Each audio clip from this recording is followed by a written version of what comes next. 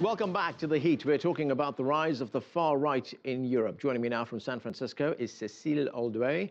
She has interviewed the leader of France's National Front Party, Marine Le Pen, and is writing a book about her. Joining me from New York is Daniel Levin. He advises governments on political and economic issues. Welcome to both of you to the show.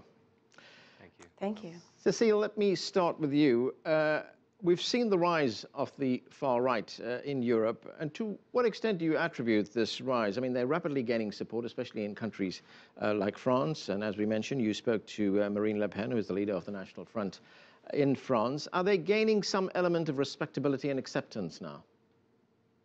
Yes, certainly, and I think this has been the strategy of many far-right parties in Europe in the last 7 to 10 years, and specifically for Marine Le Pen in France, since she took up leadership in 2011. And this is very effective. People are not afraid to vote National Front anymore. It's not a taboo the way it used to be. And now she is, gaining traction in wider and wider segments of the population in France. Daniel, as we heard Cecile there say that, it's not a taboo any longer in Europe, but it's accompanied by the rise of nationalism and crass racism in almost all instances. And we know what happened in Europe in the last century with the rise of nationalism and the kind of racism that we're seeing right now. Do you think we're heading down that dark road again?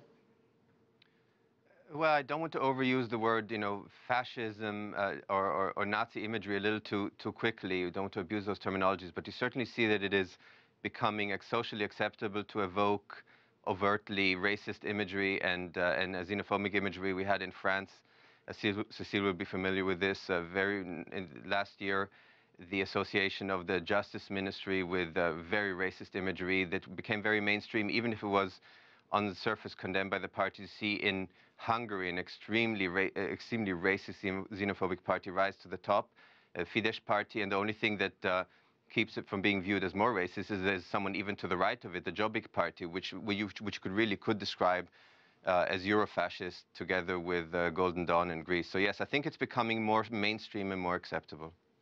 And Cecile, when we look at the National Front in France, I mean, you've talked with Marine Le Pen, and there was an interesting thing you said about her, which I read in a magazine piece that you wrote. You wrote that whereas her father, Jean-Marie Le Pen, with his xenophobic, anti-Semitic, racist views, was easy to hate, she is hard not to like. So she does, of course, turn on the charm. But as you also point out, that the party and the leader remains deeply nationalistic and xenophobic. So is she shifting the party perhaps a little bit to the center, you would say, to gain more acceptance?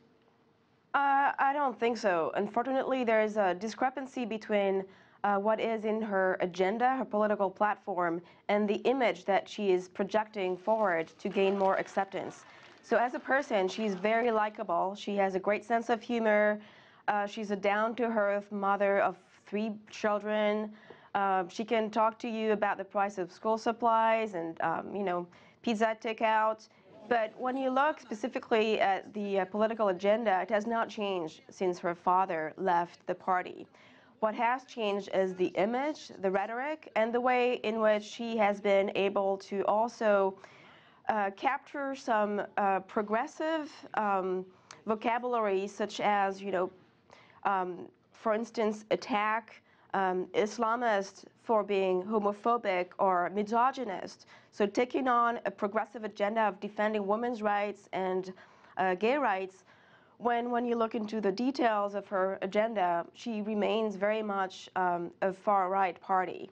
But she has managed, hasn't she, to tap into deep dissatisfaction in France, and not just in France, but across Europe as well. When we look at what is going on in Europe, I mean, we had the Euro debacle. We have the fact that there is very high unemployment right now. We have the fact that young people, especially in Europe, look at the institutions of the European Union very skeptically. Yes, I mean, Euroscepticism is rampant, and she is certainly I'm not sure she's the right person at the right time, but she is coming with her agenda at the right time because she is benefiting from this general disappointment with both the economy, the political institutions of Europe. The fact, as you mentioned, that the youth is one of the victims of high unemployment. In France, you have up to 24% of unemployment among the under 25-year-olds. And not surprisingly, her populist agenda of reining in Europe and giving more power to national states and also revamping the welfare state is, resonating with the discontent of a lot of people in France, and the parties in other countries which have similar agendas do exactly the same. Daniel, the right-wing parties in Europe have gained a foothold in some local legislatures. We've just seen in France, in local municipalities, the extreme right doing better than they've done before. But if we look at something like the European Parliament, they've gained a foothold there, but they're also looking to expand. There's elections coming up for the European Parliament in just a few weeks. Can they get together in a body like the European Parliament and act as a bloc? I mean, we've seen already that in one instance, they support Vladimir Putin right now. Well, I think, first of all, maybe we should go back just a little bit to just a small parenthesis to the Le Pen family. I mean, in 2002, Jean-Marie Le Pen shocked the establishment by placing second in the first round and beating out Lionel Jospin of the Socialist Party. So it's not quite that new that it's acceptable or mainstream to vote for the National Front, and certainly Marine Le Pen has detoxified that party to certainly in the rhetoric. As it goes to the European Parliament election, I think that it's polls show, of course, you're going to always have a massive center-right and center-left bloc of about 28% each. That's what's expected. The question is, how will the recent success of the Front National in France or Fidesz and Jobbik in Hungary, how will it galvanize the right wing in the European Parliament elections in May 22nd to 25th? And there, I think, what is expected is that they will probably be able to gather a block of about 90 out of the 751 votes. And that's sizable enough to get EU funding and to be recognized as a significant bloc. So I think they will now have enough of a critical mass to be very loud. How much they can accomplish and whether they can pass legislation, I'm not so sure, especially since they're very much running on an anti-EU and anti-Euro platform. Yeah, what do you make of the fact that they express support for Vladimir Putin? It's very interesting. To me, that's very much where, again, the words right and left are a little strange. They've certainly embraced this Central European strongman. Orban very much looks at himself that way. Others in Europe do too. And that's very much Putin's mold. They've been interesting in their reaction to the annexation of Crimea now. They are very much in the same category of this believers in this collectivist state capitalism. They blur the lines between party and state. That's very much Putin's thinking. And of course, his distaste for the EU as a supranational agency and is something that they can share. So the extremes in that sense do meet. But I also think we have to be a little bit careful. On the one hand, they of course have the right-wing rhetoric, anti-immigration, and strong law and order. But they also have leftist manifestos. They believe in limiting trade. They're against globalization. They're against raising the retirement age. They're for handouts. Orban won an election very much also based on that, on lowering utility bills and giving handouts. So I think that on the ideological front, they are really kindred spirits. Cecile, what is being done to counter the rise of the right? I mean, it certainly has got the attention of the more mainstream politicians and the bureaucrats who sit in Brussels. They've called for a report. That report's been tabled, and they're looking at various proposals. But what can be done? Well, there are different strategies that have been put forward by different parties, and I would say you have maybe 2 or 3 different ones. The current socialist administration in France is betting on an improvement of the economic situation to kind of quell the discontent of the electorate. The thing is, it takes a long, long time to be able to turn around an economy that has been so much into trouble since 2008. So results are not coming forward.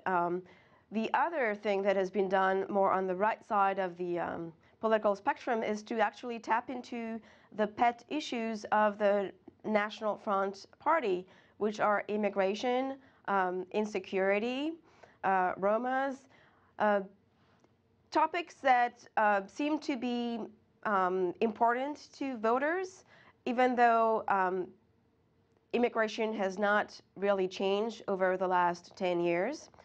And those more cultural issues, if you wish, are easier to talk about because you can have a very strong language against immigration, and results are kind of subjective to a certain level for the people on the ground. Right now, what we're seeing is that the National Front is not slowing down in its progression. Each election seems to give them more votes and more support. So there is a big question of, what is the responsibility of the parties in place in this progress? Daniel, I've got 30 seconds. We've run out of time, but what's your take on what can be done? I think that to some extent, with the exception of Hungary, because it's now a second term, we haven't yet had the emperor has no clothes moments. In other words, it's very easy to be in opposition and be shrill. To some extent, these parties have to be exposed also when they do have decision-making power, and I don't think the European Parliament is the forum for that. Okay. I am encouraged by seeing the new Prime Minister Manuel Valls, because I do believe he is more of a Bill Clinton, Tony Blair type of socialist leader who can lead it to the center. Okay, Daniel, we're going to have to leave it there. Daniel Levin, Cecile Alduy, thanks for joining us.